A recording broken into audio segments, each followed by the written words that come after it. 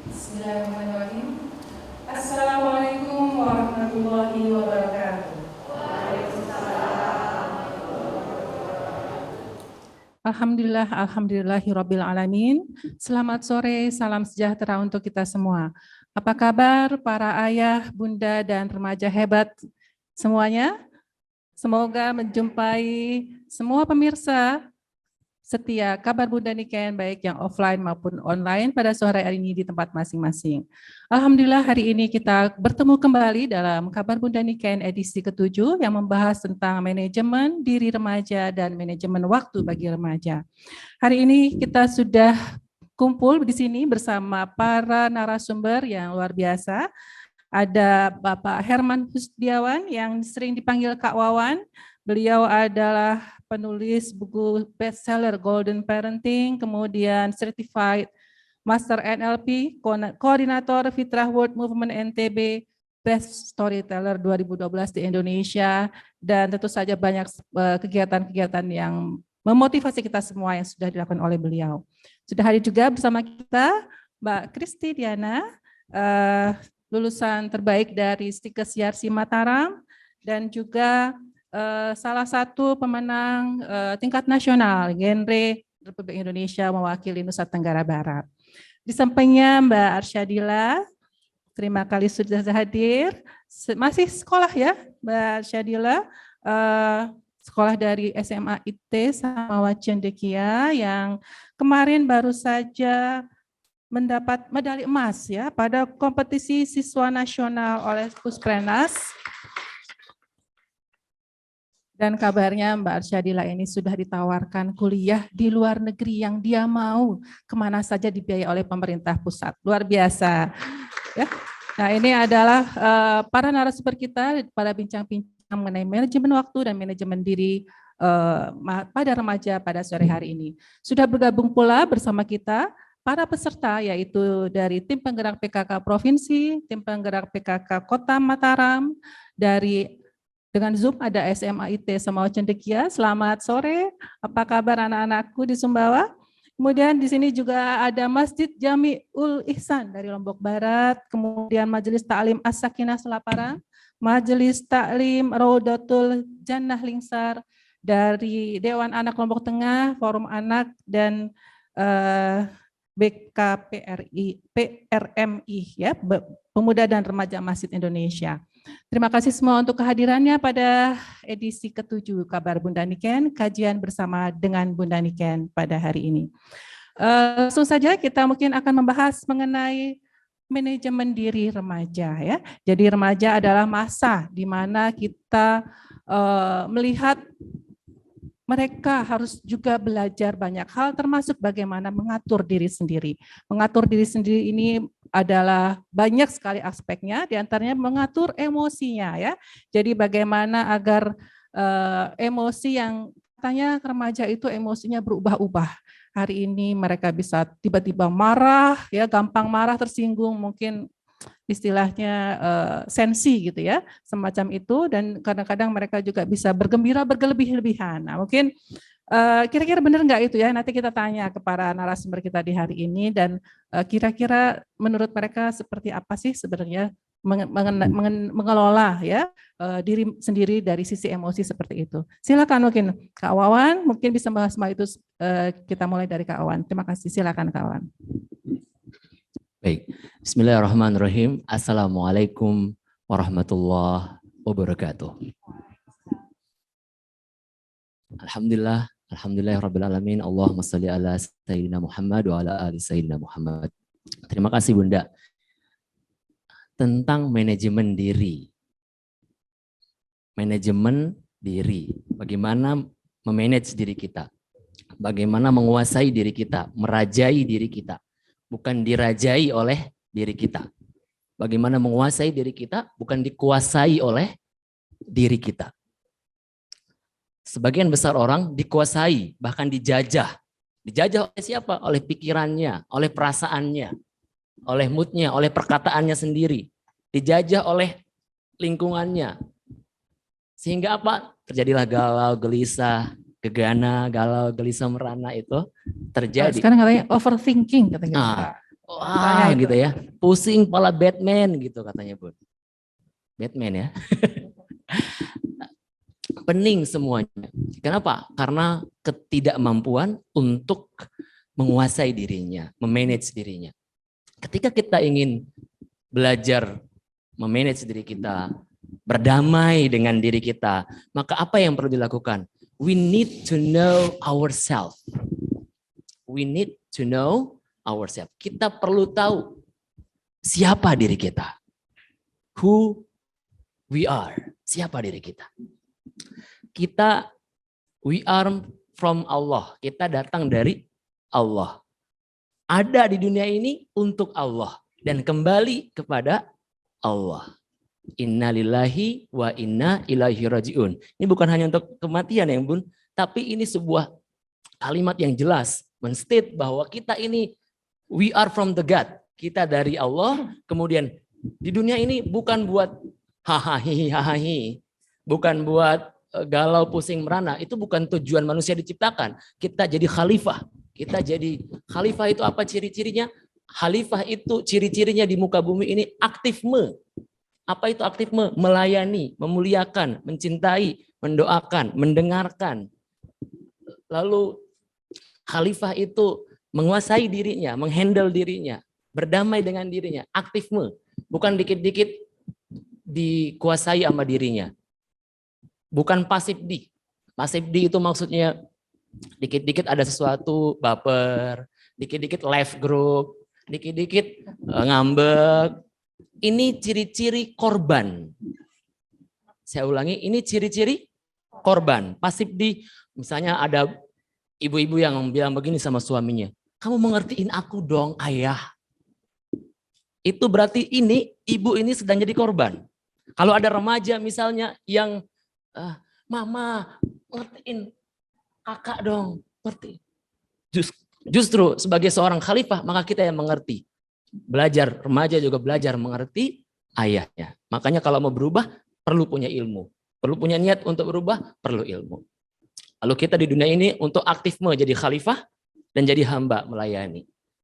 Dan selanjutnya adalah kita akan kembali kemana. Kita perlu ngerti ini dulu. Ini yang paling penting, kita akan kembali kemana. So, di dunia ini, yang sebentar saja ini, yang sekejap mata ini, dan remaja juga mati ya kan? Betul? Lihat dia takut ada langsung yang mati, Bun. ada yang mati. Dalam usia muda. Betul. Ada lagunya Bun. Orang kaya mati, orang miskin mati, raja-raja mati, rakyat biasa mati, remaja mati. Yang ngomong nanti dulu ya. Tapi juga akan mati. Semua mati menghadap ilahi. Dunia yang dicari tak akan abadi. Karenanya remaja perlu cepat-cepat belajar. Apa esensi hidup ini? Untuk apa kita di dunia ini? Apa yang penting untuk kita lakukan? Cari yang meaningful. Allah tuh nggak suka yang meaningless, nggak punya makna, Bunda. Apa yang disuka Allah? Hal yang tinggi. Karenanya remaja ini sudah bukan anak-anak lagi, tapi mereka sejatinya sudah berperan untuk peradaban ini. Maka mulai dari hal-hal kecil, mulai dari baik-baik penglihatan kita, pendengaran kita, perasaan kita, dan seterusnya. Saya yakin remaja di sini, pemuda-pemuda di sini, dan yang di rumah Bunda akan jadi khalifah-khalifah terbaik, hamba-hamba terbaik di muka bumi ini. Amin ya Iya, rabbal luar alamin. biasa ya. Jadi kita garis bawahi semuanya memulai dari kita memahami bahwa kita adalah khalifah, kita adalah yang memimpin dunia ini dan kita yang melakukan, jangan dilakukan ya itu. Mantap. Ini gimana nih kalau Kristi sama Arsyadila pernah nggak waktu remaja dulu, ini nggak lama kan, masih remaja nih ceritanya ya, masih remaja, kita anggap masih remaja. Saya mungkin juga masih. Masih remaja. Merasakan nggak ketidakstabilan emosi? Ada emosi positif yang meledak-ledak, positif nih ya, positif tapi meledak-ledak ya, atau juga emosi negatif yang juga rasanya sedih sekali gitu ya. Mungkin, dan bagaimana kemarin teman-teman menghadapinya? Silakan. Mulai dari Kristi dulu nggak apa-apa. Baik, terima kasih Bunda atas kesempatannya. Assalamualaikum warahmatullahi wabarakatuh. Ya, jadi kalau misalnya membahas tentang remaja ya, emang nggak akan ada habisnya Bunda.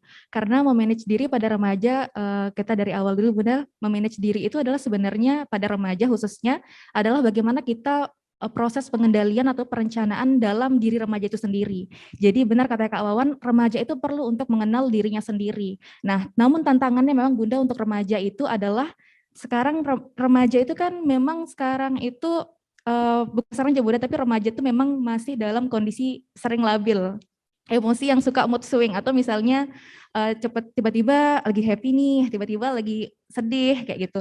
Nah, karena apa? Karena sejatinya remaja itu adalah masa di mana sedang mencari jati dirinya sendiri, sedang ingin mencoba untuk hal-hal yang baru, ingin mencari tahu, banyak sekali yang ingin dicari tahu ketika masa remaja.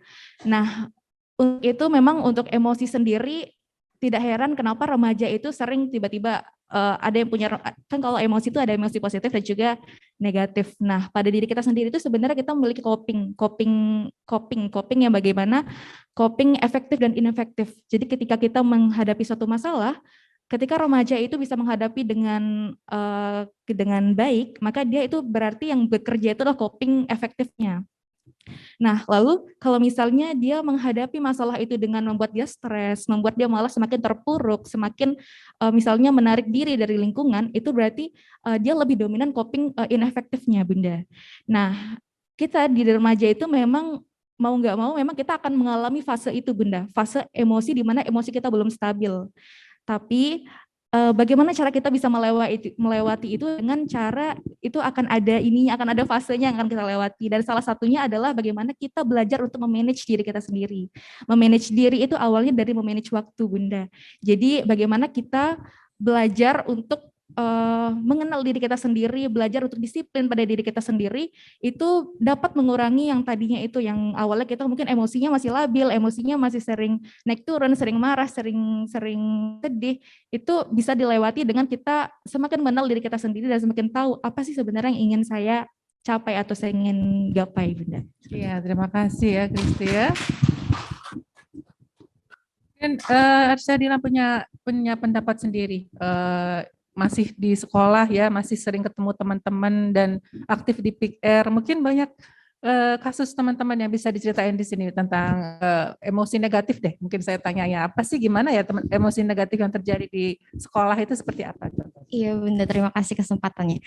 Seperti yang Kak Kristi dan Kak Wawan bilang, kita sebagai remaja masih labil gitu ya. Masih labil dan tentunya selama masa pandemi ini, pastinya kita jadi almost 24 hours, kita pegang gadget, kita terpengaruh oleh sosial media yang scrolling IG atau TikTok setiap hari, itu pasti terpengaruh. Dia jadinya overthinking, dia cantik lah, dia pinter, dia pencapaiannya banyak banget, kok aku nggak bisa seperti dia ya. Itu pastinya bikin saya sendiri sebagai remaja dan teman-teman yang lainnya sering mengeluh, sering overthinking tentang hal tersebut gitu.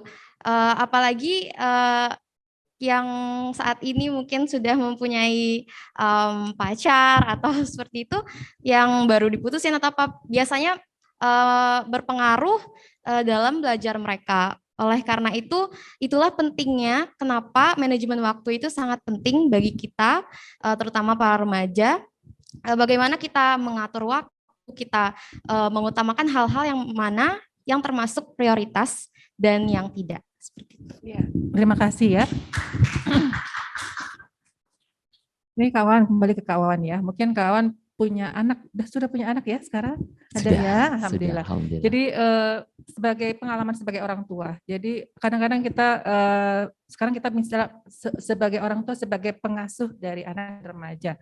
Kalau punya anak kemudian dia sedang merasa marah gitu ya, itu sebaiknya kita bagaimana sih sebagai orang tua gitu? Apakah kita langsung, apakah sebaiknya kita langsung tanya kenapa gitu ya, atau kita bagusnya kita diamkan saja, biarkan saja dia nanti juga diam sendiri. Nah seperti itu ya, itu ada kutub-kutub ekstrim dalam menyikapi ekspresi kemarahan atau ekspresi emosi anak-anak. Nah ini sebaiknya sebenarnya bagaimana sih gitu ya, karena kadang-kadang itu kebawa juga, kadang-kadang cara mengasuh anak ini ketika dia mulai kecil, misalnya ada anaknya yang emosi, kemudian orang tuanya mendiamkan saja, nanti juga diam sendiri gitu ya. Sampai dewasa, akhirnya orang tuanya berperilaku seperti itu gitu ya. Jadi ketika anaknya nanti sedih atau apa, dia tidak mau tahu karena dianggap dia akan menyelesaikan masalahnya sendiri. Nah, ya kayak gitu-gitu, kira-kira gimana nih kawan ya? Baik, sebelum dijawab ke situ, kita perlu mengerti dulu apa itu emosi. Emosi pakai S ya, bukan emotion. Understanding your emotion. Kita mengerti dulu apa itu emosi. Kita emosi itu kan begini. Kenapa terjadi emosi? Marah, sedih, bahagia juga termasuk emosi. Kenapa itu muncul? Atau yang negatif emotion lah. Kenapa itu muncul? Karena beda antara ekspektasi dan reality. Betul tidak? Beda antara ekspektasi dan reality. Itu juga ke remaja juga begitu, benar nggak? Misalnya apa? Misalnya lihat kok badannya di IG tuh kayak gitar misalnya, kok kita ada lemak-lemaknya, langsung insecure, aduh gitu. Orang kok mulus glowing, dia kok ada jerawat, stres karena hanya jerawatnya satu. Nah, antara harapan dan realitas beda. Saya kalau ke anak-anak Bunda, saya lihat nih, apa yang membuat anak saya, Abi, apa yang membuat gitu? Saya tanya dulu. Oh ternyata ada harapannya nih. Dua biasanya kalau ada emosi itu. Ada masalah atau ada keinginan. Dua itu. Maka apa yang saya lakukan? Saya tanya baik-baik. Make sure, saya benar-benar pastikan. Dia ini anak saya, apa yang dibutuhkan? Apa keinginannya? Apa masalahnya? Itu yang saya fasilitasi. Bukan langsung bantu, but I facilitate. Saya memfasilitasinya, ayah bunda. Maka saya tanya, Abi, oh masalahnya ini. Maka saya bantu menyelesaikannya. Fasilitasi ya, itu. Sehingga saya nggak langsung, misalnya dia pakai nada 5 oktav, Abi, gitu teriak. Saya nggak, kamu ini ubay, nggak gitu juga. Jadi kayak ada Mariah Carey ya di rumah kita. Nggak gitu, tapi saya tahan dulu.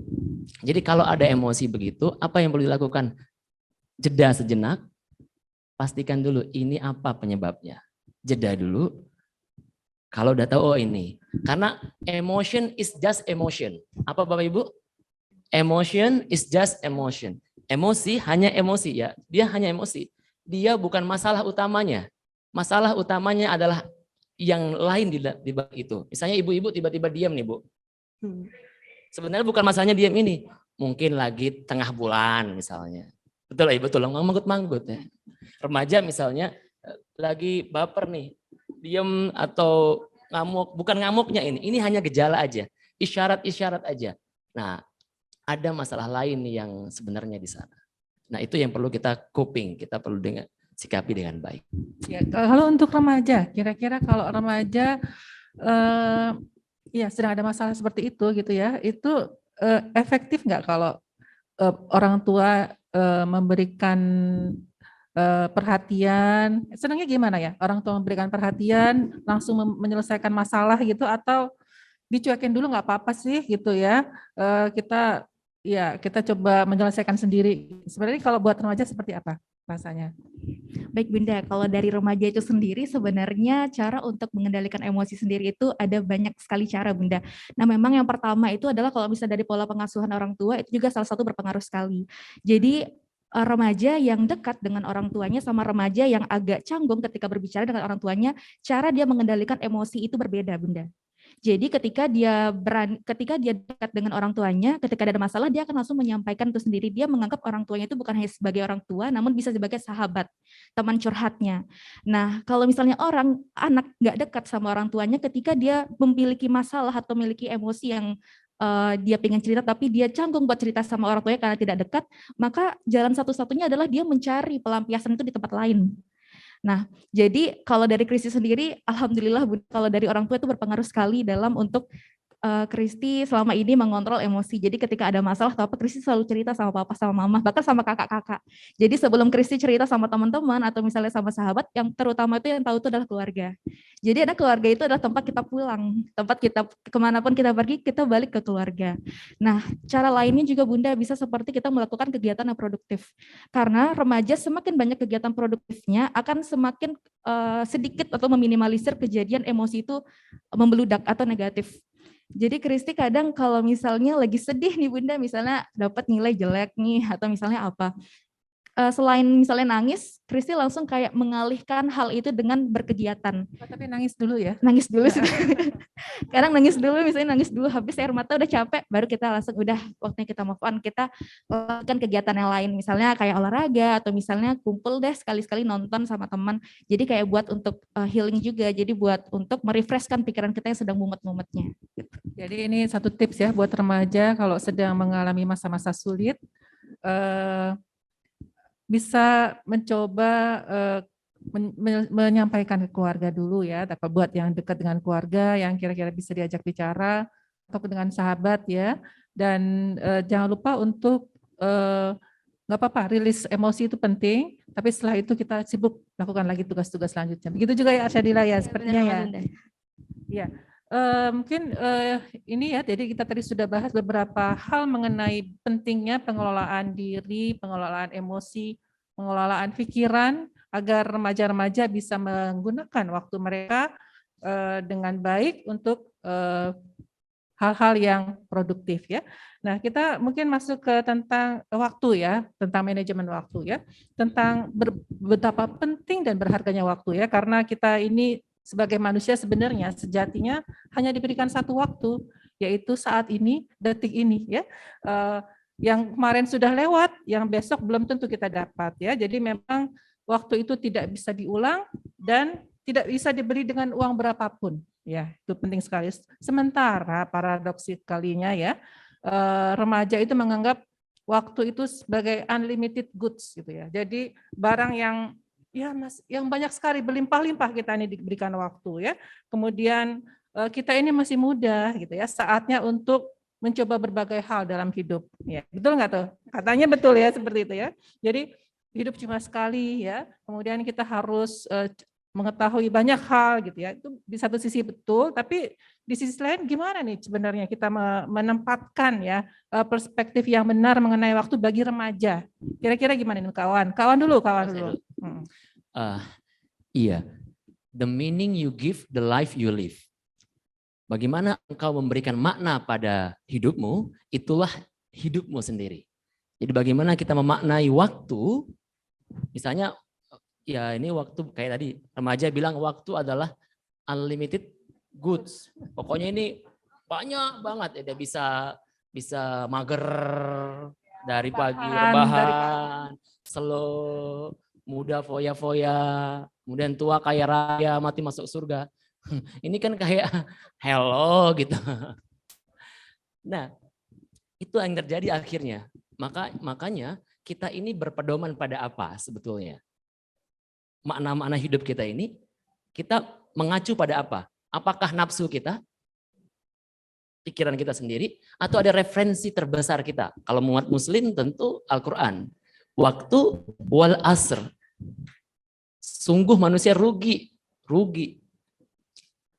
Ada lagunya ya. Sesungguhnya manusia kerugian, melainkan yang beriman dan yang beramal soleh. Sejatinya remaja tahu ini, syair ini, tahu juga ayatnya, pasti udah hafal nih. Anak-anak kecil udah hafal, Bun. Wal asri innal insa, itu yang anak-anak. Nah, para remaja, para pemuda perlu juga diinstal bahwa hidup ini untuk beramal soleh. Hidup ini untuk melakukan kebaikan-kebaikan. Jangan salah, kebaikan itu juga sangat seru dilakukan. Misalnya anak saya sekarang 10 tahun usianya, alhamdulillah udah ikut angkat telur sama saya, angkat beras sama saya, bantuin bagiin ke pondok-pondok pesantren anak yatim, penghafal Quran. Kami bawa 10 tahun, 8 tahun ke lokasi banjir, kami anak-anak saya datang juga. Nah, itu sudah saya tempa anak-anak sejak saat itu. Kemudian remaja-remaja juga kami ajak. Ada yang 14 tahun, kawan-kawan kami, anaknya teman-teman kami, 14 tahun, 11 tahun ikut tuh. 12 tahun ikut ke bencana. Ternyata mereka sangat happy, Bunda. Jadi bagaimana orang-orang sekitar para remaja ini membantu, mensupport para remaja. Nah, para remaja juga yang masih remaja sekarang, find your best value. Apa sih value terbaik Anda? Itu yang cari dulu. Nah, apakah mau slow atau memang mau bermakna untuk orang lain? Tapi asik juga loh bermakna itu. Betul nggak? Itu, Bu. Ya, jadi tadi bahwa remaja jangan memandang waktu sebagai sesuatu yang masih banyak, masih lama hidup ini dan lain-lain gitu ya. Kita harus mulai membangun diri kita sejak remaja. Mungkin intinya seperti itu ya. Mungkin Kristi bisa apa namanya? Dulu waktu masih kecil waktu remaja awal, memandang waktu itu seperti gimana? Maksudnya saya masih banyak, benar nggak sih kayak tadi itu bahwa ya kita masih santai-santai aja lah gitu. Pernah nggak seperti itu? Pernah banget Bunda. Jadi jadi sudah pasti itu benar ya Bunda. Jadi dulu waktu masih kayak tepatnya sebelum 2018 itu Kristi masih ngerasa kayak masih kecil juga, besok bisa aja deh pas besar ngelakuin apa yang kita pingin gitu. Karena kita ngerasa waktu itu masih lama gitu dan kita kan nggak tahu, maksudnya belum paham maut bisa aja datang kapan aja gitu. Nah, jadi kalau misalnya Kristi sendiri bagaimana bisa menghargai waktu itu sendiri adalah dari kesalahan Bunda. Jadi dari jadi dulu sebelum jadi sebenarnya Kristi pelajarin atau memanage waktu ini dari ketika sudah menjadi duta Bunda. Jadi kan kalau kita ikut duta tuh banyak tuh kegiatan-kegiatan yang kita harus turun sosialisasi dan sebagainya. Nah dulu sebelum Kristi memanage waktu ini, Kristi sering nih Bunda jadi kayak kebablasan. Sering misalnya kayak bertabrakan atau bentrok dengan kegiatan-kegiatan lain karena tidak bisa memanage waktu. Itu kan ujung-ujungnya bisa buat kita jadi kayak berarti rundown kegiatan kita jadi berantakan, jadi suka menunda waktu dan sebagainya. Nah, penting sebenarnya remaja untuk kita bagaimana bisa memanage waktu itu sendiri, Bunda, karena kita harus sadar dan harus paham bahwa waktu itu terbatas. Waktu itu terbatas dan kita sebagai remaja tuh jadinya kalau ngapain sih harus tunggu besok gitu, ngapain harus tunggu ketika 5 tahun yang lagi akan datang kalau bisa dikerjakan dari sekarang. Minimal kalau harapan kita di 5 tahun yang akan datang, kita cicil untuk mencapai itu dari sekarang. Jadi sebenarnya yang kayak contohnya gimana kira-kira? Contohnya, misalnya punya harapan 5 tahun mendatang apa dan sehingga harus kita lakukan sekarang apa? Contohnya. Baik, Bunda. Jadi pertama kali Kristi masuk ke kampus itu waktu ospek banget Bunda. Kristi masih ingat. Jadi dulu Kristi sudah ngomong kayak gini. 3 tahun ke depan saya harus lulus dengan predikat cum laude. Gitu. Nah, jadi kayak sebenarnya selain itu juga ucapan adalah doa Bunda. Jadi satu magnet buat kita, jadi kayak kita mengingat ucapan kita. Nah, jadinya cara kita bagaimana menyicil itu bisa kejadian, berarti kita harus mikir, kalau misalnya besok kamu mau lulus dengan cum laude, berarti IP kamu harus stabil setiap semester, IP-mu harus stabil setiap semester karena persyaratan cum laude kan minimal 3,5 nih. Terus juga tidak ada kasnya, tidak ada mata kuliah yang harus diulang. Jadi itu mau tidak mau jadi suatu tantangan yang kalau misalnya kita bisa lewatin itu merasa suatu kebanggaan dari diri kita sendiri karena kita bisa melewati goals-nya kita gitu. Dan alhamdulillah Bunda dalam 3 tahun perkuliahan ini nggak semuanya berjalan dengan mulus-mulus aja Bunda. Jadi kayak kalau misalnya gabung sama kegiatan duta, kegiatan-kegiatan lain, jadi Kristi ini sebenarnya kalau bisa dibilang sempat drop nilainya itu bukan karena masalah nilainya jeblok atau misalnya nilainya tidak bagus, tapi karena absensi kehadiran gitu. Jadi nanti tantangan selanjutnya itu sebenarnya ketika kita bisa udah merundown kegiatan, yang lebih beratnya itu adalah priority scale-nya atau skala prioritasnya gitu. Jadi kalau menurut Kristi, bagaimana kita bisa mencapai goals yang kita mau itu kita udah mencicil dari sekarang. Kalau misalnya kamu mau lulus mau daftar S2 tahun depan, berarti dari sekarang dipersiapkan TOEFL-nya berarti atau IELTS-nya dari sekarang harus ditingkatkan. Terus dari sekarang harus bisa searching nih pembukaan university yang mana yang kamu pengen tuju, terus persyaratannya apa aja. Jadi dari sekarang sudah bisa kita mulai gitu. Iya, terima kasih Kristi ya. Ini contoh anak muda yang sudah punya tujuan dan tahu cara mencapainya gitu ya. Nah, kita ke Arsyadila. Arsyadila ini luar biasa loh. Dari SD sudah juara 1 lomba Pildacil, lomba putri, di SMP juga ini deretan kejuaraannya juara 1 melulu ya. Kemudian juga SMA juara 1, 2, 3 semuanya level nasional dan internasional. Jadi saya jadi agak-agak ini nih kepo nih ya Arsyadila. Gimana sih waktu dari kecil ini pembiasaan dari orang tua atau bagaimana caranya memanage waktu sehingga sepertinya bisa mengelola waktu dan bisa berprestasi. Seperti itu kira-kira gimana? Iya Bunda, sebenarnya dari Arsya sendiri pas kecil belum begitu memahami ya bagaimana sebenarnya waktu itu bagaimana, nanti saja, waktunya masih banyak. Tapi semakin Arsya besar mungkin pas kecil ditentukan ya, sekarang kamu harus les, sekarang kamu harus ini kerjain ini. Nah tapi pas besar itu kita Arsya sendiri baru paham, ternyata ini ya manfaat yang sudah Arsya lakukan sebelumnya. Kita petiknya pas udah besar gitu, udah beberapa Jadi tahun peran kemudian. orang tua terlihat jelas ya, penting Iya. di situ.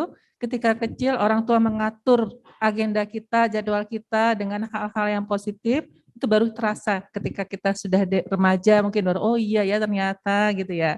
Iya benar banget Bunda. Jadi di situ pengasuhan orang tuanya pentingnya di situ ketika kecil ya. Iya, Kemudian pas penting remaja gimana? Mengatur diri sendiri atau bagaimana? ya pas semakin besar tentunya mengatur diri sendiri, terutama Arsya kan banyak ikut event-event nih Bunda. Jadi pada awalnya Arsya belum bisa ngatur tuh, belum bisa memanajemen waktu yang baik tuh bagaimana sih seperti itu. Jadi karena Arsya sering izin juga di sekolah, kadang pelajarannya itu jadi bentrok sama kegiatan di luar sekolah. Jadi nilainya juga pastinya ada yang turun gitu. Jadi ada beberapa hal yang dikorbankan. Jarang ngumpul bareng teman, terus jarang waktu di luar itu seperti mungkin nonton atau yang lainnya jadi berkurang. Tapi itu sih menurut Arsya yang penting. Jadi untuk mendapatkan sesuatu itu ada memang hal-hal yang harus kita korbankan. Dan yang paling penting menurut Arsya adalah melis hal-hal apa yang akan kita lakukan, baik itu dari jadwal harian, mingguan, bulanan, atau hal-hal yang memang mempunyai jangka waktu tertentu seperti itu. Arsya sempat ini enggak sih nonton film gitu ya? Kalau dilihat kayaknya sibuk sekali nih, kompetisi terus gitu ya. Pernah nggak nonton film sama teman-teman gitu? Pastinya pernah dong Bunda. Pernah, tapi harus diingat lagi, kembali lagi ke rutinitas awalnya seperti apa. Jadi kita harus ingetin lagi, reminder ourselves gitu, kayak ingat lagi tujuan hidup itu apa yang ingin kamu capai, apa yang ingin kamu lakukan gitu. Jadi untuk mencapai impian yang besar itu tentunya nggak instan kan Bunda. Jadi memang pelan-pelan apa yang bisa kita capai dalam waktu terdekat dengan kemampuan kita, seperti itu. Iya, jadi luar biasa ya. Ini tadi kita sudah dengar bagaimana contoh anak-anak remaja, anak-anak muda yang mengalami kesulitan di awalnya untuk mengatur waktu, mengatur diri sendiri, tapi mereka belajar dan mereka tahu cara membuat prioritas dalam hidupnya dan akhirnya bisa meraih prestasi dengan itu ya. Mungkin kita break dulu untuk beberapa saat dengan kita akan lihat beberapa iklan berikut ini. Silakan. Kembali kita bertemu dalam Kabar Bunda Niken edisi ke-7 mengenai manajemen waktu dan manajemen diri pada remaja. Tadi kita sudah mendengarkan bahwa remaja mengalami gejolak emosi baik positif dan negatif, bagaimana cara mengatasinya, dan juga bagaimana pentingnya remaja memahami esensi waktu dan menata dirinya agar bisa memanfaatkan semua waktu-waktu yang ada bagi kegiatan yang positif. Kita beri kesempatan ya pada para pemirsa baik yang offline maupun online untuk bisa ikut berkontribusi pada acara ini, memberikan masukan-masukan dan juga mungkin pertanyaan-pertanyaan. Silakan, mungkin saya pertama-tama saya persilakan untuk para hadirin yang sudah hadir bersama saya di studio kita ya. Ada dari ibu-ibu, Ibu Zulfa, Ibu Dr. Zulfa, terima kasih.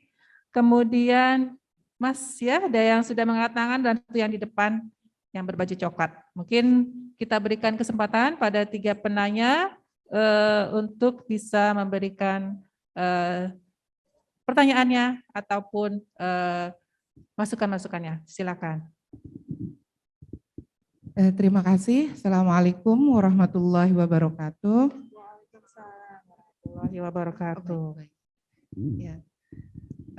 Di sini saya ingin menanyakan sebagai orang tua, ya, bagaimana cara trik dan strategi kita untuk mengajarkan anak tentang manajemen waktu yang terbaik, khususnya misalnya dengan anak-anak kita yang agak jarang ketemu ya, misalnya dengan kondisi mondok gitu kan, kita hampir 5 atau 6 bulan sekali ketemu, itu pun hanya 1 atau 2 minggu. Begitu sampai rumah kadang-kadang maunya leyeh-leyeh gitu.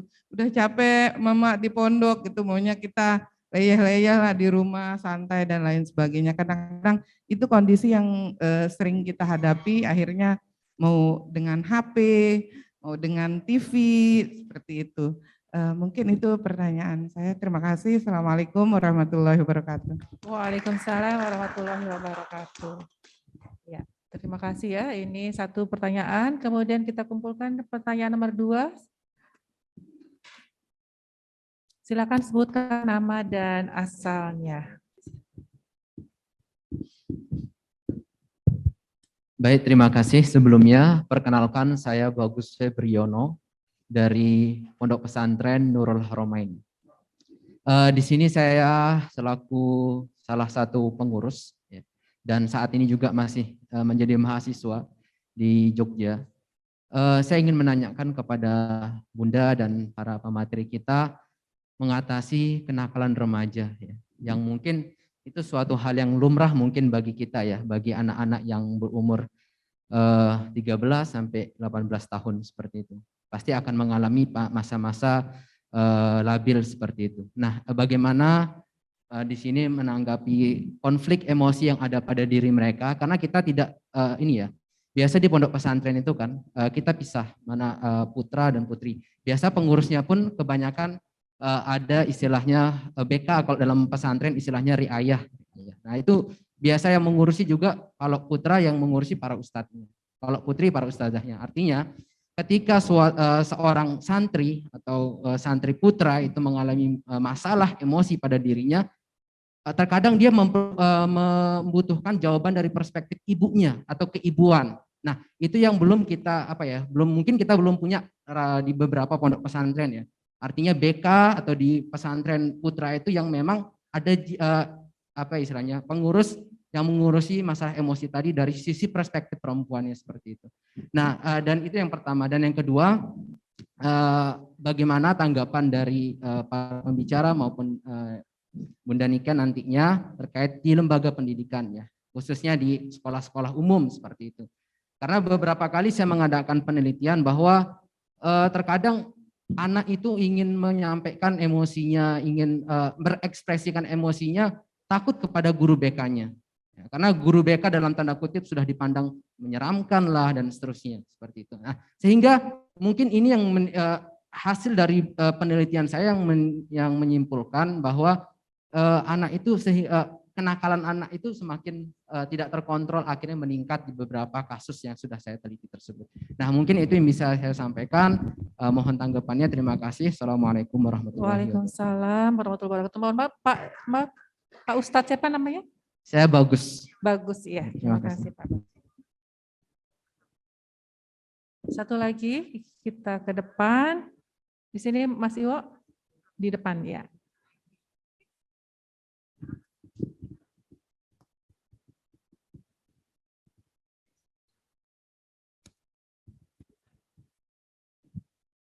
Bismillahirrahmanirrahim. Assalamualaikum warahmatullahi wabarakatuh. Waalaikumsalam warahmatullahi wabarakatuh. Saya Sugeng Dwi Raharjo, Ketua Lembaga Perlindungan Anak Kabupaten Lombok Tengah. Terima kasih atas kesempatannya, Bunda Niken. Kita tahu sama-sama kalau Lombok Tengah akan 60 hari lagi akan menjadi tuan rumah event yang sangat besar. Mungkin saya akan meminta tips dari Bunda Niken, dari rekan-rekan narasumber, gimana cara anak-anak di Lombok Tengah, terutama teman-teman yang di seputaran KLK Mandalika, anak-anak di sana, remaja-remaja di sana, memanajemen emosinya, waktunya, diri mereka sendiri terhadap hal-hal yang kita tidak bisa batasi datangnya dari luar. Kita tahu nanti ketika ada ratusan ribu orang menonton, mendatangi MotoGP, tentunya anak-anak itu tidak bisa membatasi orangnya untuk yang datang, tapi dia bisa punya filter sendiri. Nah, filter-filter itu mungkin gimana sih biar mereka punya filter-filter yang baik, akhirnya pendatang-pendatang yang penonton-penonton yang datang ke bumi kita ini menjadi positif untuk terutama untuk anak-anak dan remaja di Kabupaten Lombok Tengah. Itu aja mungkin dari saya. Terima kasih. Assalamualaikum warahmatullahi wabarakatuh. Waalaikumsalam warahmatullahi wabarakatuh ya. Alhamdulillah hari ini saat ini kita sudah ada 3 orang penanya ya, yang dari Bu Zulfa menanyakan tentang manajemen waktu untuk anak-anak yang pondok ya. Jadi alhamdulillah Nusa Tenggara Barat banyak sekali pondok pesantren dan banyak sekali anak-anak yang dititipkan untuk belajar di pesantren. Namun pesantren sudah demikian, jadi kalau di pesantren mereka adalah siswa yang baik ya, karena sudah diatur dengan begitu rapi dan padatnya jadwal mereka, waktu mereka. Namun ketika sampai di rumah ini, ternyata ya banyak yang beralasan ya, ini kita capek di sana, mau rebahan dulu gitu ya. Nah, itu kira-kira gimana nih menurut teman-teman sama menurut Kak Wawan? Silakan Kak Wawan. Atau mau sambil langsung dijawab pertanyaan selanjutnya juga boleh, silakan. Saya satu aja dulu, Bunda. Pertama, memang pastikan dulu memang anak ini suka di pondok itu. Senang di sana, bahagia di sana, dan memang itu pilihan dia. Kalau udah itu, berarti insya Allah nggak ada masalah. Kalau yang masalah kan nanti kalau memang itu bukan pilihan. Nah, sebetulnya untuk masuk pesantren dulu, kalau saya ke anak saya nih Bunda, apa yang saya lakukan sekarang? 7 tahun saya sudah persiapkan anak saya untuk masuk pondok pesantren. Apa yang saya lakukan? Usia 7 tahun, 8 tahun ini, saya inapkan dia ke rumah orang-orang soleh. Saya pertemukan dia dengan, di Malaysia misalnya, saya ketemukan dia dengan Syekh Ali, beberapa syekh saya di Malaysia, ustadz-ustadz. Saya inapkan di rumah mereka. Kenapa? Karena saya ingin anak saya tumbuh giroh keimanannya.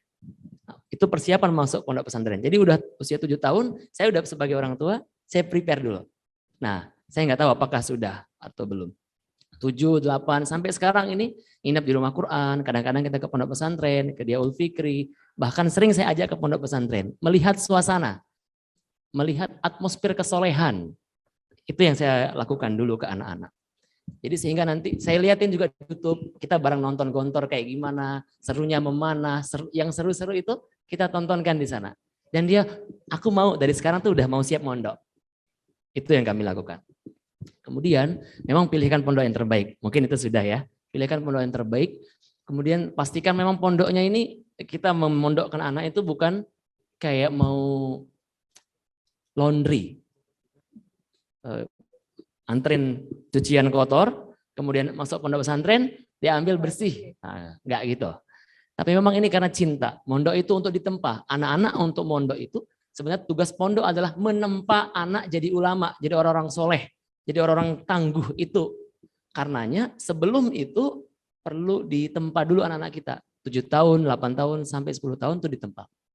Sampai 12 tahun ditempa. Sampai dia siap benar-benar mondok. Lalu apa yang perlu dilakukan untuk kondisi saat ini? Biar enggak misalnya mager atau pengen leleh-leleh. Buatkan agenda bersama Bunda. Yang istimewa buat dia. Carikan aktivitas-aktivitas produktif. Gali bakatnya, gali kekuatannya. Dia senang apa? Dia kekuatannya apa? Kan kalau mau tahu bagaimana bakat itu, kekuatan itu ada rumusnya Bun. 4E. Ini boleh dicatat kawan-kawan semuanya.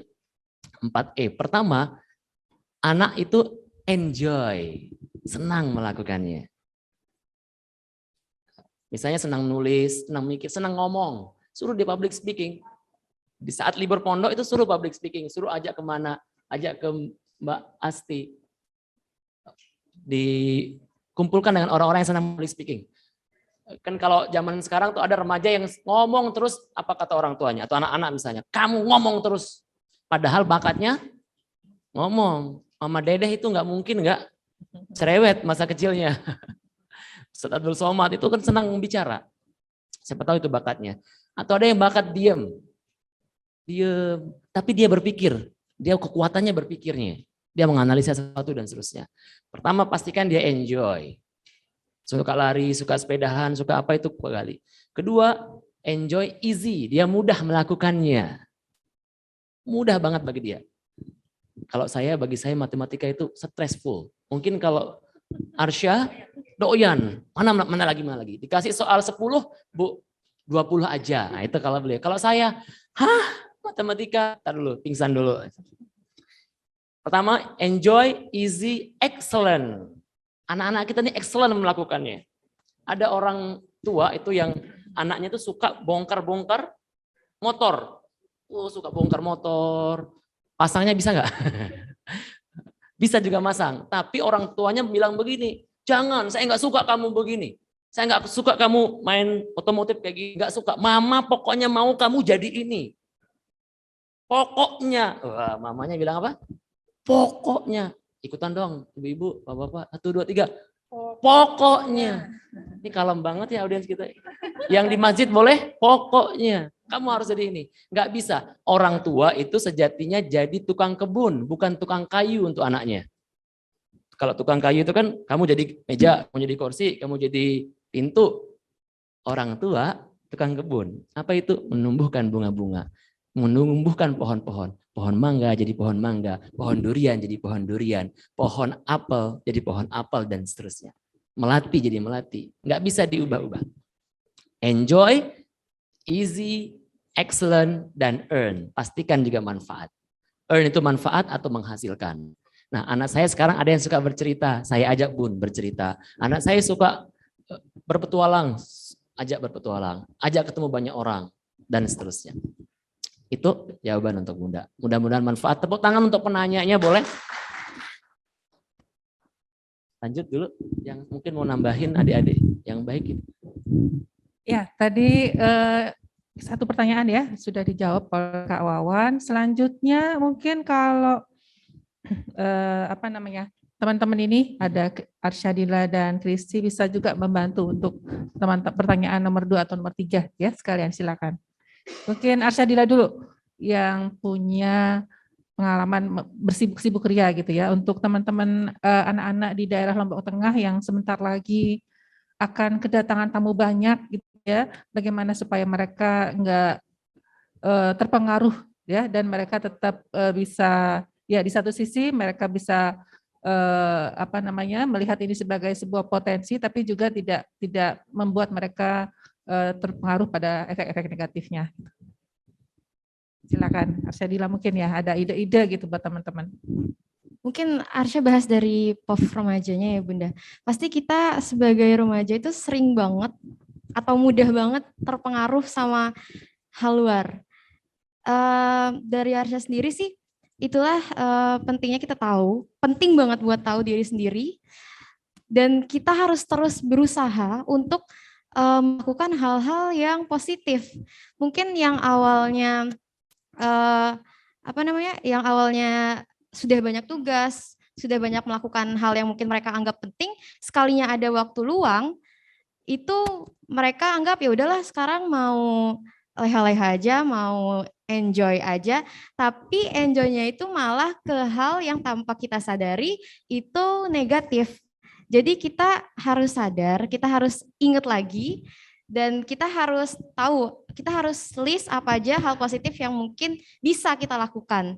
Mungkin susah, ini pasti susah banget. Karena Arsya juga pernah merasakan Bunda itu untuk melakukan hal yang positif tuh harus memaksa sekali diri kita. Rasanya tuh kayak pengen nongkrong, pengen scroll TikTok juga, pengen apa sih sekarang yang lagi trending gitu kan. Tapi itu kita harus ingat, Arsya tuh kadang kayak insecure sama orang-orang yang udah seusia remaja, seusia Arsya, tapi udah sukses. Jadi kadang termotivasi, itulah yang buat Arsya, oh aku juga harus seperti itu. Kita sama, kita punya waktu 24 jam yang sama, jadi pasti kita bisa dengan cara memanajemen waktu yang baik tadi. Mereka berhasil karena mereka berhasil memanajemen waktu mereka dengan baik. Pastinya kita juga bisa. Mungkin awalnya susah, tapi itulah awalnya harus dipaksa, kemudian terbiasa dan menjadi habit. Mungkin seperti itu, Bunda. Oke, terima kasih Arsya. Untuk Kristi, mungkin bisa menjawab tadi ada pertanyaan tentang sosok guru BK ya di sekolah-sekolah yang justru dihindari oleh para remaja bermasalah gitu ya. Seharusnya anak remaja bermasalah ini kan sudah disediakan guru BK yang bisa menampung unek-unek mereka, mendengarkan curhatan. Tapi justru saat ini image BK itu seperti satpam ya atau satpol PP ya, ada di depan sekolah ya, kemudian memanggil siswa-siswa yang bermasalah. Artinya sesuatu kita nggak pengen deket-deket deh sama guru BK, image-nya seperti itu. Gimana nih, Kristi? Iya Bunda, benar sekali. Jadi tadi pertanyaan dari kakak itu katanya kalau guru BK, memang kalau kita lihat image guru BK kebanyakan kalau kita belum tahu apa arti sebenarnya bimbingan konseling itu, guru BK itu adalah identik dengan anak-anak yang memiliki masalah. Jadi kayak guru BK tuh pasti tempat-tempatnya anak dihukum, apalagi ruang BK tuh horor banget gitu. Jadi kayak anak-anak dihukum dan sebagainya. Tapi seperti yang kita harus tahu, kita harus paham dulu BK itu apa. BK itu kan bimbingan konseling. Bimbingan konseling itu bukan hanya dia dilakukan untuk orang yang bermasalah, tapi juga orang yang membutuhkan konseling. Makanya sebenarnya kalau di BK itu fungsi guru BK itu bukan hanya sebagai guru saja, tapi dia sebagai konselor juga Bunda. Jadi siswa-siswa yang ke BK itu bukan hanya siswa bermasalah, namun juga siswa yang meminta saran dan juga curhat kepada gurunya. Karena sejatinya guru BK itu sebenarnya harusnya adalah guru yang paling dekat dengan siswanya atau anak sekolahnya. Karena yang mengetahui permasalahan-permasalahan atau misalnya curhat-curhat tentang siswanya itu adalah guru BK. Nah, yang perlu kita sekarang harus menghilangkan stigma bahwa guru BK itu adalah guru yang ditakuti. Itu udah pendekatan juga ini dari yang pertama kita kasih paham dulu sama siswanya bahwa guru BK itu bukan identik seperti itu orangnya. Yang kedua kalau misalnya dari gurunya sendiri kita harus lebih kayak mendekati remajanya itu atau mendekati siswanya tersebut. Jangan guru BK malah berpenampang kayak lebih serem gitu, jadi ditakutin bawa penggaris nih di sekolah gitu. Jadi kayak udah ditakutin. Jadi kita sebisa mungkin kalau misalnya dari siswanya kita sudah kasih paham tentang guru BK itu gini-gini loh, kalian bisa main kapan aja ke BK. Nah kalau dari gurunya sendiri lebih ini kayaknya lebih untuk membuka diri juga kepada siswanya. Jadi image guru BK itu sudah hilang untuk yang serem-seremnya Bunda. Bunda, saya boleh yang dua ya. menit aja boleh? Boleh. Mas siapa namanya tadi? Bagus. Boleh dong kasih bilang bagus. 1, 2, 3. Bagus. Mas Bagus, kenakalan remaja versus kejahatan remaja. Saya pengen garis bawahi, sering kali kita dengar kenakalan remaja.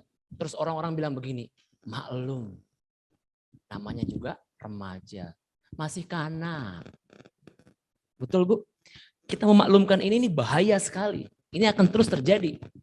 Kadang-kadang itu bukan kenakalan. Kalau kenakalan tuh nyubit baru nakal.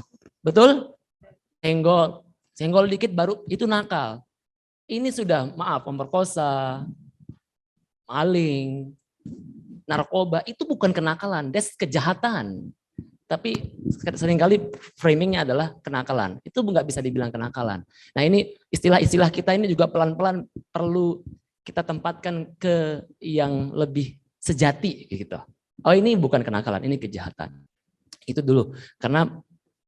Karenanya kita perlu gali apa penyebabnya. Kenapa begini? Kalau saya yang paling kuat pengaruhnya adalah tidak adanya peran orang tua di sana. Orang tua nggak hadir biasanya begitu. Tadi saya tanya, bisa nggak kalau misalnya dulu nggak ada orang tua yang bimbing? Saya tanya narasumber kita yang hebat-hebat ini, 2 orang, apa dia bilang? Susah banget kalau orang tua nggak bimbing. So orang tua, kembali jadi orang tua. Karena banyak zaman sekarang Bunda, banyak orang tua yang tidak mengorangtuai. Banyak orang tua yang tidak mengorangtuai. Cuma ngaku-ngaku aja jadi orang tua. Ngaku aja, bahkan sombong. Anak saya nih, anak saya. Pas nikah doang dan seterusnya. Maka jangan ngaku jadi orang tua, tapi mengasuh, hadir hatinya, hadir jiwanya. Peluk dia, sering-sering memeluk anak-anak. Pagi sapa, jangan tanya udah makan belum, udah sholat belum, udah kerjain PR belum, udah mandi belum, udah mati belum. Harusnya jangan nanya gitu dong. Bagaimana? Gimana? Apa mimpimu tadi malam, Nak? Gimana perasaanmu menghafal Quran di pondok pesantren, Nak? Tanya yang nyentuh perasaannya. Ini makanya saya kembali ke orang tua. Itu satu. Kemudian yang itu lalu ke guru BK, saran saya kepada remaja kalau ada guru yang begitu, jangan curhat ke guru itu. Halo. Biar guru nih perbaiki diri juga. Bercermin guru juga. Kenapa orang nggak datang ke sana? Oh, saya mungkin angker. menyeramkan. Jangan curhat. Nah, ini juga PR biar guru lebih baik. Nah, kemudian remaja apa yang perlu dilakukan? Oh, pahami. Yuk kita bisa sharing sesuatu di sana bahwa ibu kita juga bisa melakukan itu. Dan sejatinya guru BK itu mengasuh cinta. Dia yang paling banyak rahman rohimnya, cahayanya, paling lemah lembut itu guru BK sejatinya. Oke, ke Mas Dwi. Gimana? Pertama kalau kita nih yang relawan-relawan, saya Bu sering datang. Jadi apapun yang kita bisa lakukan bro, let's do it bareng-bareng. Saya misalnya pernah dongeng di sana, sekarang ke Alah Utara itu kita ada program, kemarin bangun pondok pesantren, kami ngedidik anak-anak di sana, kami di TPQ, itu kami datang ke sana, ke TPQ. Kenapa? Karena kami juga mikir Bu, seperti apa yang Mas Dwi bilang, apa nih yang bisa dilakukan anak-anak kita, remaja kita di sana. Mulai saya lakukan. So apa yang kita bisa lakukan sebagai kawan, kemudian pemerintah juga tentu sudah lakukan itu. Mungkin nanti mudah-mudahan talkshow kabar Bunda Niken ini bisa di sana. Amin nggak nih? Bisa live langsung bersama Bunda Niken kita. Beri aplaus dong buat beliau. Ya, terima kasih banyak. Tadi sudah ada beberapa pertanyaan ya. Jadi tadi Bu Zulfa, bagaimana agar anak-anak di rumah pun kita buatkan agenda yang padat seperti mereka di pondok ya. Jadi mereka pun sibuk untuk melakukan agenda-agenda yang positif tadi dengan 4E-nya oleh Kak Wawan, enjoy, easy, kemudian excellent and earnable ya. Kemudian tadi dari Pak Bagus tentang bagaimana ya kita mencoba memperbaiki sistem yang ada, memperbaiki kualitas guru BK ya, dan melengkapi. Jadi guru BK tidak hanya guru BK laki-laki, tapi juga ada guru BK perempuan, mungkin seperti itu. Dan untuk Mas Sugeng, memang pengasuhan anak itu adalah pengasuhan semua ya. It takes a village to raise a child ya. Jadi perlu semuanya ikut tergabung, memahami pengasuhan remaja dan anak ini, dan ikut terlibat mendukung secara positif. Jadi tidak hanya mungkin ini kan dari LPA atau dari forum anak saja yang perhatian, enggak, tapi juga masyarakat semuanya memahami, oh ada remaja di sekitar saya, ada anak-anak di sekitar saya yang harus saya berikan lingkungan yang positif bagi mereka, yang harus kita berikan kegiatan yang bagus bagi mereka. Jadi kalau ada remaja diam, duduk gitu ya, ayo kita lakukan sesuatu gitu ya. Ayo kita buat hal yang positif. Seperti misalnya mungkin kalau di Lombok Tengah besok akan jadi tuan rumah event internasional. Ayo kita kursus bahasa Inggris secara rutin. Ayo kita bersih-bersih lingkungan supaya bagus dan semacamnya, jadi tuan rumah yang baik tanpa kita terlarut atau kita justru nanti malah jadi penonton gitu ya di daerah tersebut ya. Mungkin itu marilah sama-sama kita ciptakan lingkungan yang baik dan positif bagi remaja agar mereka bisa terbantu mengelola dan memanfaatkan waktunya dengan sebaik-baiknya. Nah, saat ini sudah ada penanya dari Zoom serta dari Zoom ada 3 ya. Yang pertama mungkin bisa dicatat ya nanti ya, dari Baik Aulia Rahmanisi SMA 1 Praia Tengah. Tadi sempat dijelaskan oleh Kak Kristi, sebagai seorang remaja yang insecure adalah hal yang lumrah gitu ya. Nah, bagaimana cara mengatasi overthinking atau berpikiran lebih pada remaja gitu ya. Itu. Kemudian yang kedua dari DWP SMA 2 Sumbawa. Sebagai seorang ibu tentu kita ingin anak-anak kita menjadi keluarga, kita ingin menjadikan keluarga sebagai tempat terbaik bagi anak-anak kita.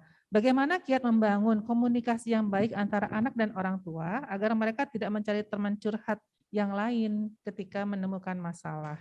Kapan kita orang tua berperan sebagai ibu, sebagai anak, sebagai rekan gitu ya, dan lain-lainnya. Mungkin di sini Pak Wawan yang jawab ya.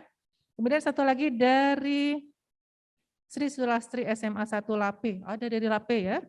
Menghadapi anak-anak yang secara emosional atau belum stabil, kadang-kadang susah ya memahami karakternya yang berubah-ubah. Apa yang bisa dilakukan orang tua menghadapi fase perkembangan ini? Jadi dari dua orang tua yang bertanya, dan juga tadi ada salah satu remaja yang bertanya bagaimana mengatasi overthinking ke Kak Kristi. Silakan Kak Kristi.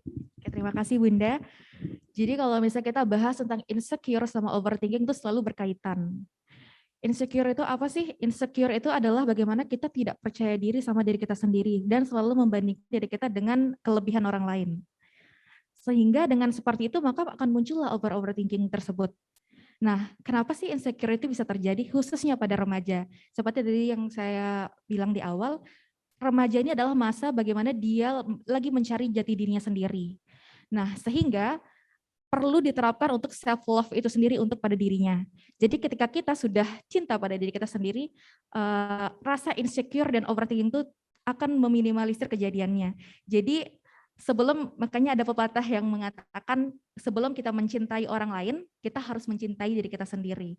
Karena setiap manusia itu akan lahir dengan berbeda-beda. Kita nggak bisa nih, misalnya saya punya kulit sawo matang. Kita lihat orang di sosial media berkulit putih, langsing, mulus, terus kita membandingkan kok bisa ya terlahir seperti ini, kok bisa mereka hidupnya enak banget, kok bisa mereka pencapaiannya ini banget gitu.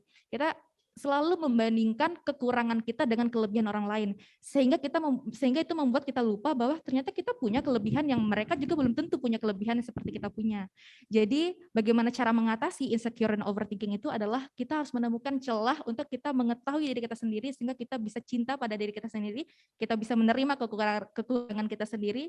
Jadinya kita melihat perbedaan yang di sosial media ataupun secara langsung, kita sadar kayak saya nggak kalah, saya punya kelebihan saya sendiri, saya punya ciri khas saya sendiri, sehingga hal itu bisa meminimalisir kejadian tersebut. Jadi kita introspeksinya itu bikin list gitu ya kayaknya kan ya.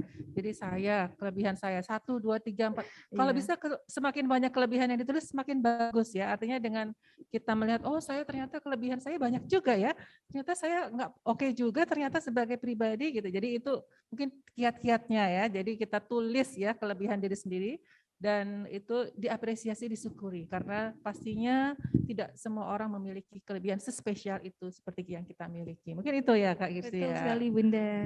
Ya, terima kasih untuk kiatnya. Ya, untuk pertanyaan selanjutnya mungkin Kak Wawan ya yang menjawab ya tentang kapan kita bertindak ya ketika melihat bagaimana berkomunikasi dengan anak-anak ya, terutama agar mereka tidak mencari teman curhat yang lain gitu tadi, karena mereka tadi ada emosi-emosi yang bermacam-macam. Bagaimana cara kita berkomunikasi dengan anak-anak sebagai orang tua gitu ya? Oke. Segala hal yang berkaitan dengan masalah komunikasi dengan orang lain, saya ulangi, segala hal masalah komunikasi yang berkaitan dengan orang lain, sebetulnya masalahnya ada pada diri kita.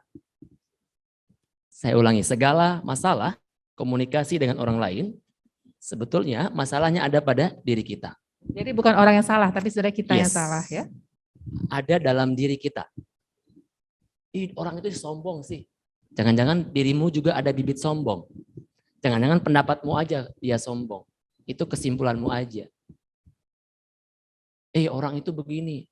Jangan-jangan di kamu aja dia begitu. Misalnya, kenapa bermasalah komunikasi? Ini kembali ke pertanyaannya. Kenapa bermasalah komunikasi orang tua ke anak? Yang punya, misalnya, kamu nih kalau ngomong tuh jangan teriak-teriak dong. Dia lagi, jangan marah. Dia lagi marah. Ini yang bermasalah sebenarnya siapa? Orang tuanya.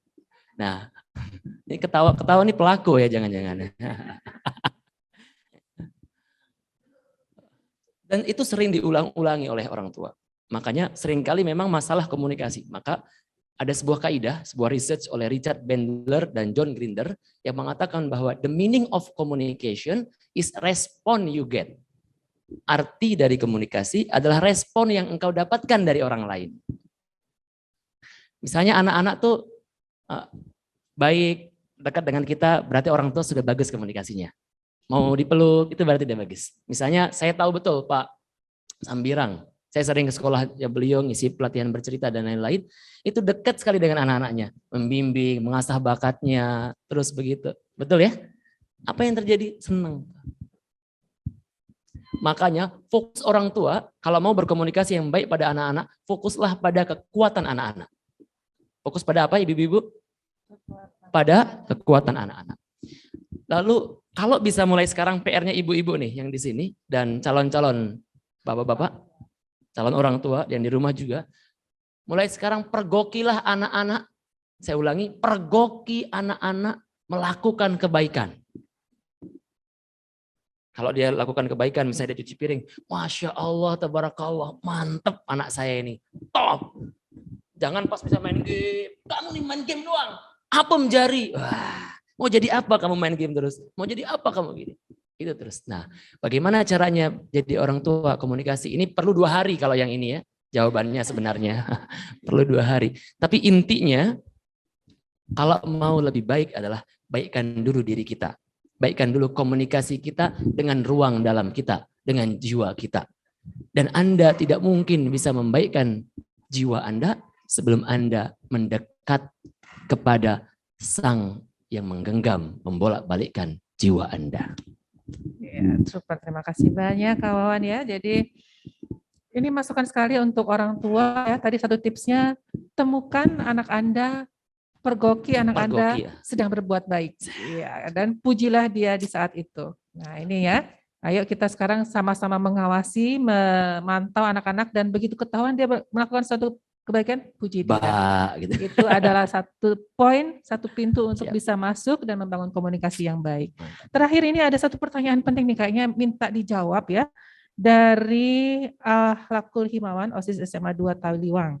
Ingin bertanya, bagaimanakah tips atau cara ampuh agar saya bisa mengontrol diri saya dan menjauhkan diri dari pergaulan bebas nah, di masa seperti ini. Sekian, Assalamualaikum warahmatullahi wabarakatuh. Ini pertanyaan jujur dan kelihatannya bagi sebagian besar remaja kita menjadi salah satu hal yang juga harus dijawab ini.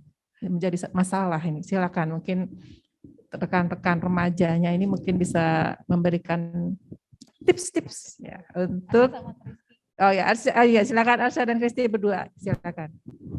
Menurut Arsha ada satu kunci dari jawaban ini, yaitu kita sebagai remaja harus menyibukkan diri kita dengan hal-hal yang positif. Benar nggak Kak Kristi? Kita harus tahu apa aja hal positif yang bisa kita lakukan. Agar misalnya ada satu orang yang memotivasi kita, jadi kita harus tahu apa aja hal yang bisa kita lakukan sesuai dengan kemampuan kita agar kita bisa menjadi seperti itu. Dan kalau misalnya kita bilang, aku udah les, aku udah sibuk ini, jadinya seperti gimana ya? Gini loh teman-teman, time is a created things. To say I don't have time, it's like saying I don't want to. Jadi kayak itu sama aja, kalian gak punya waktu, itu kayak sebagian besar itu sebenarnya aku gak mau, itu bukan something yang benar-benar teman-teman inginkan atau benar-benar teman mau capai gitu. Ya, jadi sebelum jadi pergaulan bebas itu kan cuma akhir ya. Sebelumnya ada tahapan-tahapannya gitu ya, menuju sampai sebuah titik di mana mungkin seseorang jatuh pada pergaulan bebas. Nah, titik-titik sebelumnya itulah yang harus kita mulai awasi diri ya. Mungkin sadar seperti itu ya, dan bisa bilang aku nggak mau ke sana gitu, aku mau yang ke tempat yang lain. Itu kemampuan dari diri kita sendiri untuk bisa mengontrol dan dari awal sudah bilang aku tidak mau itu gitu ya. Mungkin aku tidak punya waktu untuk itu ya, bahasa halusnya ya. Mungkin Kristi bisa nambahin lagi, silakan. Benar Bunda, jadi katanya Arsha tadi adalah membuat waktu sebisa mungkin produktif. Jadi sesibuk mungkin, karena semakin kita sibuk itu akan semakin tidak ada waktu untuk berbuat-buat yang tidak baik gitu. Nah satu lagi, kadang perbuatan-perbuatan yang seperti tadi misalnya atau kenakalan remaja itu biasanya terjadi karena dilarang tanpa ada pemberitahuan bahwa kenapa itu harus dilarang. Contoh, misalnya kamu jangan ngerokok ya, nggak boleh pokoknya ngerokok misalnya kayak gitu, atau misalnya gimana, atau misalnya kamu jangan pakai narkoba itu nggak boleh gitu. Tapi tanpa diketahui bahwa ternyata apa sih memang dampak negatifnya kalau misalnya kita pakai itu, atau misalnya kamu nggak boleh pacaran nih karena apa itu nggak dikasih tahu. Jadi biasanya remaja-remaja kenapa bisa sampai ke tahap seperti itu karena awalnya dilarang tapi tanpa dikasih tahu penyebabnya apa.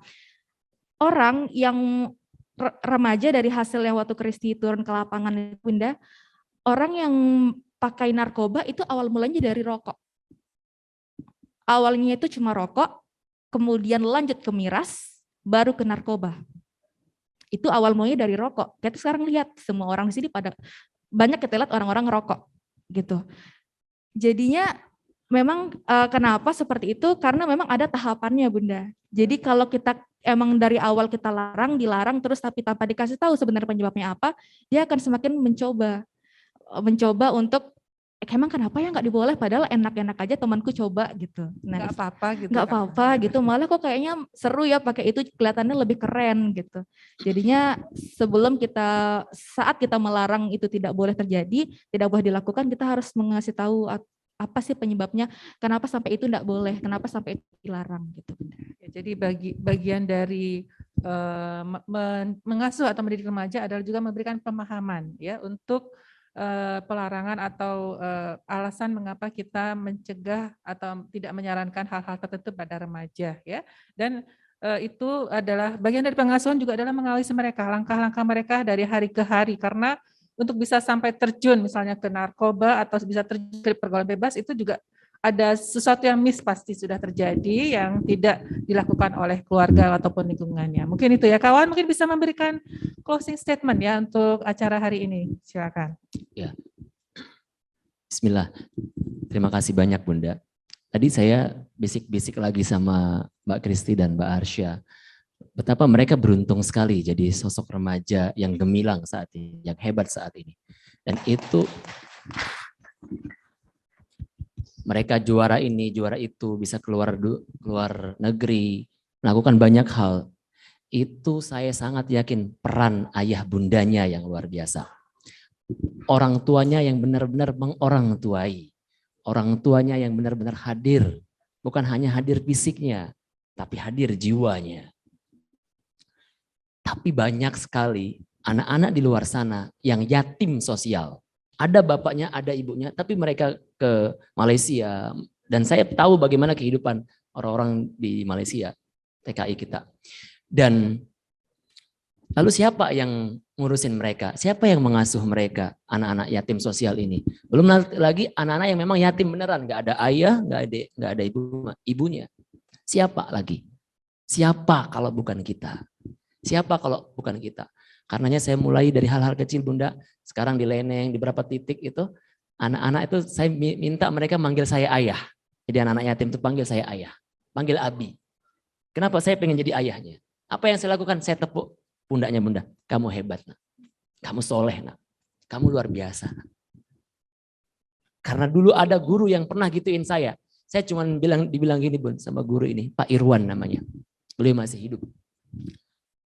Herman, suatu saat kamu akan jadi orang. Kata-kata ini membuat saya panas dingin. Awalnya saya tukang nyontek, raja semuanya Bu. Di SMP, SMA. Naik kelas karena nyontek. Tapi rapotnya merah-merah semua juga. Nah, tapi karena dibilang, kamu akan jadi seseorang Herman. Kamu jadi seseorang. Sejak saat itu saya baca buku, saya belajar bahasa Inggris. Orang ngolok-ngolokin saya. Tapi izin Allah, saya kemudian saya belajar, saya baca. Bukan dari orang tua saya yang bilang begitu, tapi guru saya, orang terdekat kita.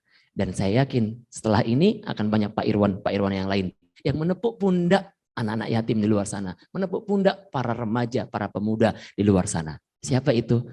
Anda semua yang hadir di sini, yang ada di online sana. Tepuk tangan dulu. Terima kasih banyak Kak Wawan, Ayah Wawannya, Ayah Wawan, dan insya Allah ayah-ayah semua, calon-calon ayah, calon-calon ibu bagi semua remaja kita di Nusa Tenggara Barat. Tentu saja banyak sekali yang bisa kita garis bawahi, pelajari, dan tentu saja memberikan semangat pada kita semua untuk bisa menjadi orang tua bagi semua anak-anak di sekitar kita.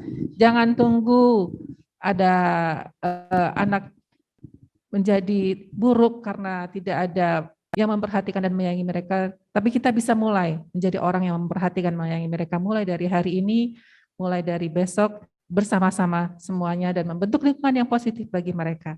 Mungkin itu yang bisa kita pelajari hari ini dalam kajian bersama bareng Bunda Niken. Mudah-mudahan bermanfaat dan insya Allah akan ketemu lagi kita dalam kajian selanjutnya. Jangan lupa tonton YouTube-nya dan subscribe. Ya, mungkin itu. Terima kasih banyak atas perhatian dan kehadirannya. Billahi taufiq wal hidayah. Assalamualaikum warahmatullahi wabarakatuh.